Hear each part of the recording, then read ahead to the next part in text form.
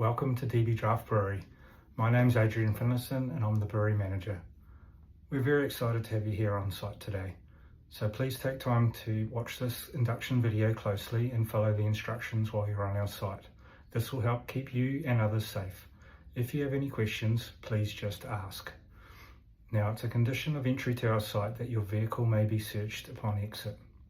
Also, we will ask for a refresher induction annually, so please make sure you have given us your most up-to-date email address. Thank you. Hi, I'm Erin. I look after TPM, our continuous improvement program, as well as safety for the site. I'm going to take you through the safety-related subjects you need to know before coming here for the first time. We have a zero tolerance policy here, so do not expect to come to the site under the influence of drugs or alcohol. We have 2 areas to evacuate to in the case of an emergency.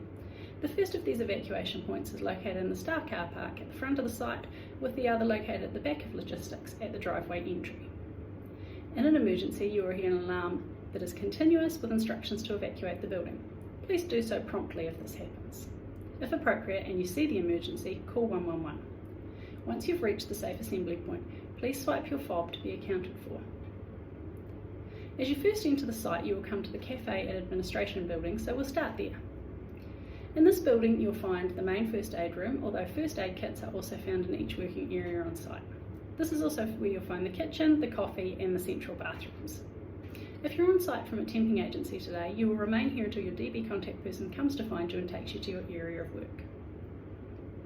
Outside of the administration building, the minimum PPE of high-vis and steel cap boots are required, with areas that have additional requirements marked at the entry. Please do not, under any circumstances, connect personal devices to the DB network, and USB devices must not be plugged into any computers. If you feel you have specific needs to do so, speak to your DB contact person first. Should you have an incident or injury while you're on site today, or even a near miss, which is a close call but not an incident, we have an internal reporting system called Brewery. Speak to your DB contact person who will enter this for you until you have your own access. And lastly, if you're unwell, please do not come to the site. Thanks. Hi, I'm Aaron, Summer Logistics Manager. There are a few areas contractors must not be on this site. That includes the dispatch tunnel, loadout area, finished goods warehouse, and other forklift-only area spaces. While you're around the site, remember, you must stay on marked walkways, you must use pedestrian crossings, high truck and forklift traffic areas are marked on the map provided. Please stay out of these areas if possible. Pedestrians are expected to give way to forklifts and vehicles before stepping onto crossings, and of course, cell phone use while driving is prohibited. The speed limit in all these areas is 10 km per hour, and this is a rule we do not take lightly. Please adhere to this at all times as we have staff working and moving around these spaces. Pay attention to all signs and rules you may see. Any breaches of these traffic rules may result in a ban from all DB sites. Hi, I'm Daniel, the Maintenance Manager here at DB. For contractors on site, there's a few additional things you'll need to know. We provide on-site car parking, but if you require your work vehicle near your working area, please discuss this with your DB contact. All contractors may be required to provide evidence of approved certification for the work they're here to carry out. You must bring this with you. Here in the workshop, we have our permit station where permits are completed before any work commences.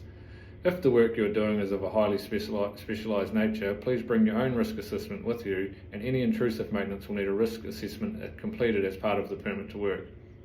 If you're unsure on this, please discuss this with your DB contact. When issued with a permit to work on site, it is important that you keep this with you at all times and you speak to the permit issuer should you recognise any additional tasks or hazard that have not been covered by the permit. All permits must be closed or suspended at the end of each day. For people working on roofs, this work will only be permitted with the approval from a DB authorised permit issuer. Only certified EWP operators are permitted to work at height from an elevated working platform.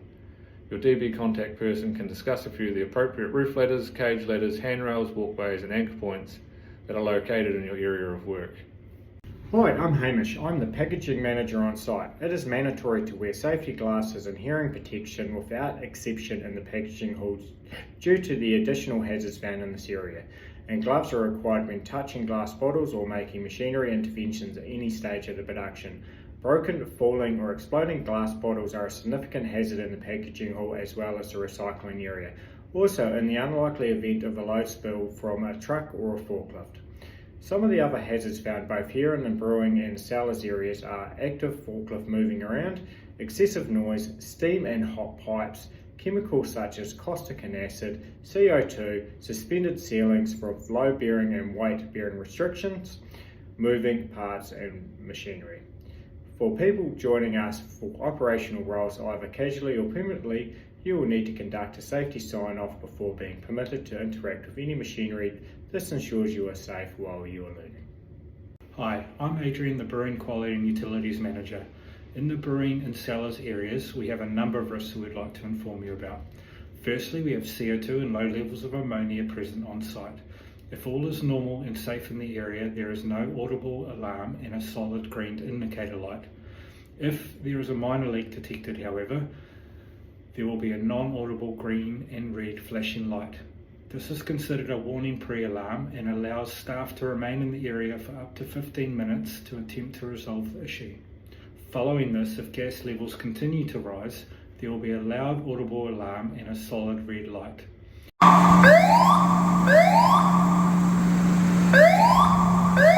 This requires all people to leave the area immediately. This is not the same as a site evacuation and will only apply to the area where the alarm is sounding. A full site evacuation, if required, will be made clear through the evacuation communication system, directing all staff out of the building. Secondly, there is a dust explosion risk in the bulk and load silos area, and due to this, it is an area where there cannot be any naked flames.